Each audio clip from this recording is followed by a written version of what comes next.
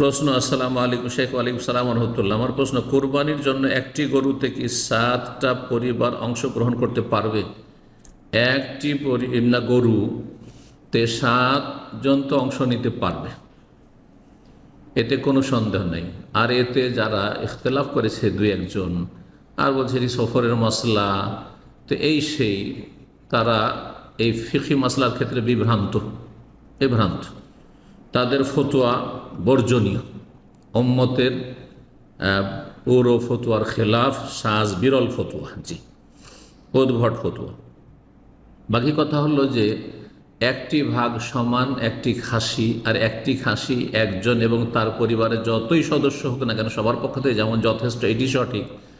ঠিক তেমন কিনা এই বিষয়টিতে জটিল দ্বিমত রয়েছে। একদল বলছেন যে একটি ভাগা একজনের পক্ষ থেকে যথেষ্ট, একটি পরিবারের পক্ষ থেকে যথেষ্ট নয়। কিন্তু শাইখ বিন বাজ রাহিমাহুল্লাহ আরও অনেক ওলামায়ে কেরামগণ, আর এটাই সঠিক যে একটি ভাগ হচ্ছে একটি ছাগলের সমান, একটি ভাগ হচ্ছে একটি ছাগলের সমান। সুতরাং একটি ছাগল যেমন একজন এবং তার পরিবারের সদস্যদের পক্ষ থেকে যথেষ্ট, ঠিক তেমনি একটি ভাগ একজন এবং তার পরিবারের সদস্যের পক্ষ থেকে সে নিয়ত করতে পারে এবং তাদেরকে শামিল করবে।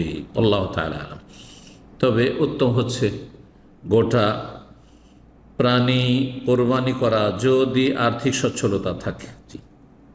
এই জন্য গরুর ভাগা, উটের ভাগার চাইতে উত্তম হচ্ছে একটি খাসি বা ভেড়া ভেড়ি জবাই করা কোরবানিতে। ওস্তাদ ওয়ালাইকুম আসসালাম রহমতুল্লাহ। ইমানের আকিদার বিষয়ে হানাফি মজহাবের মতবাদ এটা যে অন্তরের বিশ্বাস থাকলেই যথেষ্ট, আর তার বহিঃপ্রকাশ হলো মুখে কালেমা উচ্চারণ, আমলে পরিণত করার বিষয় না। হ্যাঁ, কথা ঠিক অবশ্য, কিন্তু তারপরও তাদের কাছে আমলের গুরুত্ব রয়েছে। কিন্তু আমলটি তাদের ইমানের সংজ্ঞার অন্তর্ভুক্ত নয়। অর্থাৎ তারা ইমানকে বলছে যে ইমান শুধু একটি বিষয়ের নাম, সেটা হচ্ছে তাসদীক, বিশ্বাস করা। এটা হচ্ছে তাদের ভুল, এটি হচ্ছে তাদের আকীদাগত ভুল, যে ইমান শুধু বিশ্বাসের নাম নয়, বরং তার সাথে আরও দুটি কথা লাগাতে হবে। আর 3টি বিষয়ের সমষ্টি না হচ্ছে ইমান। অন্তর থেকে বিশ্বাস করা, তাসদীক বিল জানান, ওয়াল ইকরার বিল লিসান, আর জবান দ্বারা স্বীকৃতি দান করা, উচ্চারণ করা, শাহাদাত পাঠ করা। আর 3 নম্বর ওয়াল আমাল বিল আরকান, অঙ্গ প্রত্যঙ্গ দিয়ে আমল করা। আমল যদি মোটেই না থাকে তো মুসলিম থাকবে না, কিছু না কিছু আমল থাকতে হবে। সর্বনিম্ন আমল, যারা বলছেন বেনামাজি বড় কাফের, 5 ওয়াক্ত সালাত কমপক্ষে থাকতে হবে।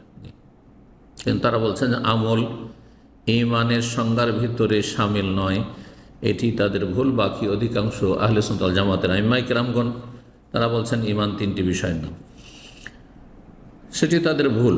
আল্লাহ সংশোধনের তৌফিক দান করুন। কারো অন্ধ তকলিদ জায়েজ নয়।